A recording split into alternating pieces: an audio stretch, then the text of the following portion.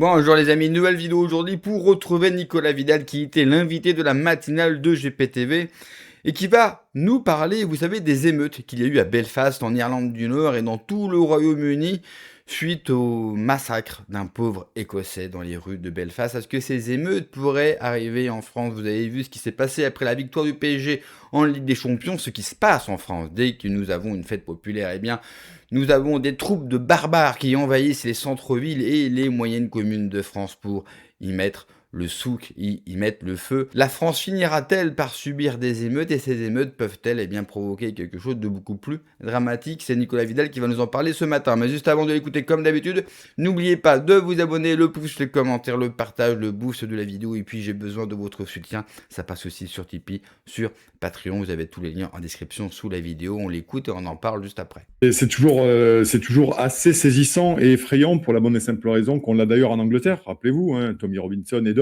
Il y a beaucoup de manifestations, effectivement, qui se propagent depuis plusieurs mois en Grande-Bretagne, que ce soit en Irlande du Nord, en Irlande également, et en Angleterre.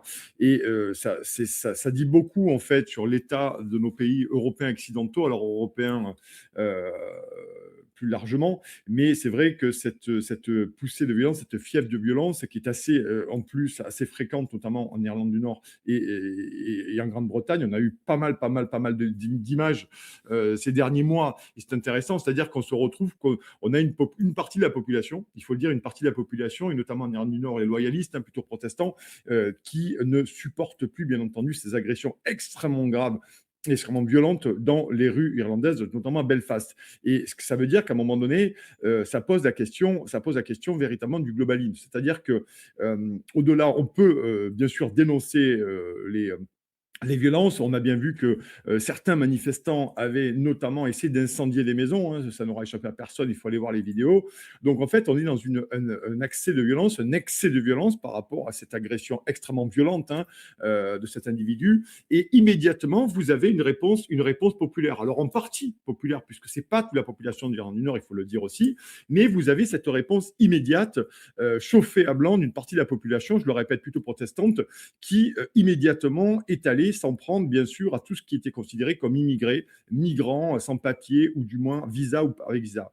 Et là, on a une véritable problématique, parce qu'en fait, ce qui se passe en Irlande, on peut tout de même, on en a parlé, hormis le découpage, hein, des communautés, les loyalistes, les républicains, enfin, c'est quand même assez compliqué. Moi, pour être allé en Irlande du Nord, mon cher Raphaël, je peux vous assurer que c'est compliqué et c'est terriblement passionnant parce que moi qui suis passionné par l'identité, je peux vous assurer que quand vous allez en Irlande du Nord, eh ben, à Derry, Londonderry, à Belfast ou autre, vous avez des rues, vous avez des trottoirs protestants, des autres catholiques. Donc c'est quand même, c'est un morcelage qui date depuis très très très longtemps et c'est pas de pierre matin. Mais tout de même, il faut quand même se dire que il y a cette partie de la population qui ne supporte plus à un moment donné qu'on leur impose, là c'est l'immigration notamment, ou l'économie, ou toute une série de choses qu'on est en train de faire, de mettre en place depuis la création de l'Union européenne, bien entendu, même s'il y a pas mal de disparités. En réalité, cette réponse populaire, c'est-à-dire qu'on a un pouvoir en place, que ce soit en Angleterre, que ce soit en Irlande, qui impose aux populations toute une série de choses par idéologie,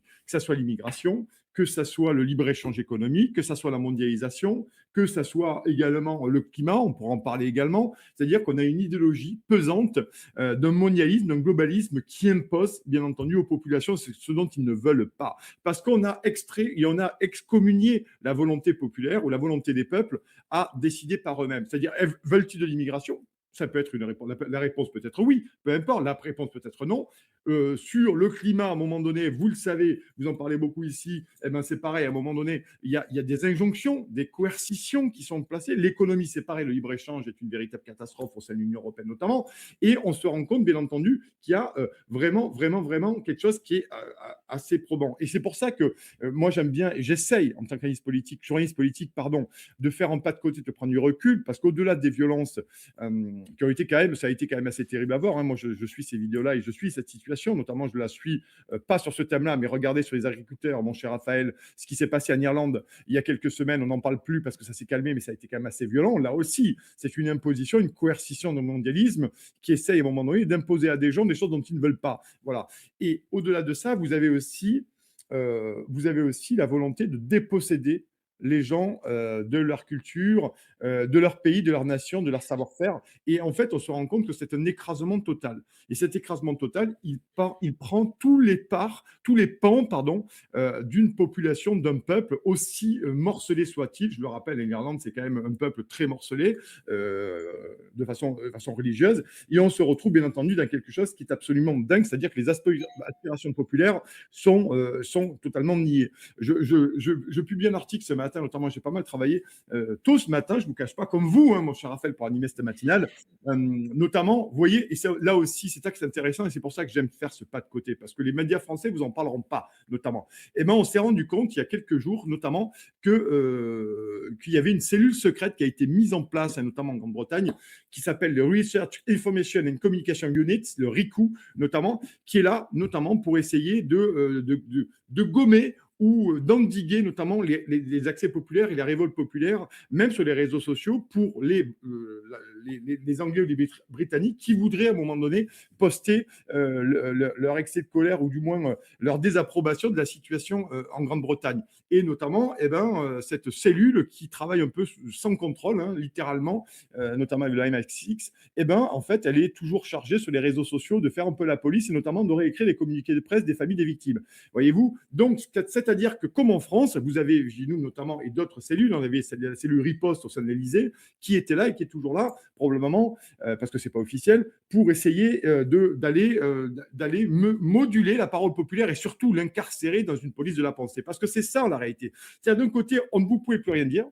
De notre côté, on vous accuse de populisme, de fascisme, d'extrême gauche, d'extrême droite et tout. Donc, on vous met dans des cases, mais au-delà de vous mettre dans des cases, c'est-à-dire qu'on pénalise quelque part la parole d'une partie de la population. Et donc, comme cette partie de la population est totalement pénalisée, excommuniée et montrée du doigt, hein, et c'est plus que montrée du doigt, par cette police de la pensée, avant, il y avait vous savez, il y avait la bien-pensance. Il y a encore 10 ans ou 15 ans, moi, quand je commençais le journalisme, il y avait la bien-pensance, c'est-à-dire ce qu'il fallait dire et ce qu'il ne fallait pas dire. Voilà. Aujourd'hui, c'est une véritable police de la pensée.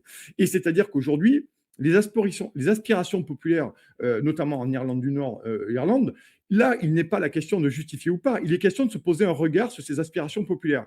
Eh bien entendu, elles sont criminalisées sur les réseaux sociaux. Rappelez-vous, notamment en Grande-Bretagne, il y a quelques mois de ça, certaines personnes ont été interpellées parce qu'ils n'avaient fait que retweeter sur X, notamment sur les émeutes ou sur les affrontements, les rassemblements qui étaient anti-immigration, notamment menés par Tommy Robinson. Voilà. Donc, c'est-à-dire que dans des pays comme ça aujourd'hui, avec Keir Starmer, notamment le Premier ministre anglais, il y a une espèce d'homme de fer de la police de la pensée qui interdit à tout citoyen de s'exprimer. Alors, normalement, vous le savez, il y a un cadre légal, c'est-à-dire que si vous tenez des propos diffamants, d'injures publiques ou d'appels à la haine sur les réseaux sociaux, dans un pays d'état de droit, il y a une justice qui est censée, à un moment donné, vous demander des comptes sur le tweet en question ou sur vos propos. Là, j'ai envie de dire que c'est encore normal, même si on pourrait rigoter sur la justice, concrètement. Mais là, aujourd'hui, c'est-à-dire qu'on a des couches, des sous-couches, finalement, qui se mettent, qui se superposent, et notamment par la volonté des États. Et là, on ne peut pas faire l'économie, mon cher Raphaël, de parler notamment de l'interdiction des réseaux sociaux au moins de 15 ans. Keir Starmer a emboîté le pas. Emmanuel Macron veut faire passer ça très rapidement d'ici septembre. Ah, mais oui, il y a l'élection présidentielle en 2027, donc ça lui sert bien. Donc, on voit qu'au-delà des questions d'immigration, anti-immigration, ou d'une population qui ne supporte plus cette situation par rapport aux immigrés qu'elle considère, elle, comme absolument insupportable et insoutenable, et bien finalement, le problème, c'est que vous avez une déliquescence de l'État, un recul de l'État, qui, par idéologie, à bien des égards, impose à une autre population des choses qu'elle ne veut pas. Et tout cela, bien sûr, est fait exprès, mon cher Nicolas. C'est-à-dire faire en sorte, en tout cas c'est le projet du système, de monter les uns contre les autres. C'est-à-dire qu'ils utilisent les populations immigrées, les populations qu'ils ont fait venir comme des mercenaires contre le peuple autochtone. L'État ne peut pas nous fracasser la tête tous les jours. Il faut bien qu'on travaille pour payer des impôts, pour payer ses seigneurs.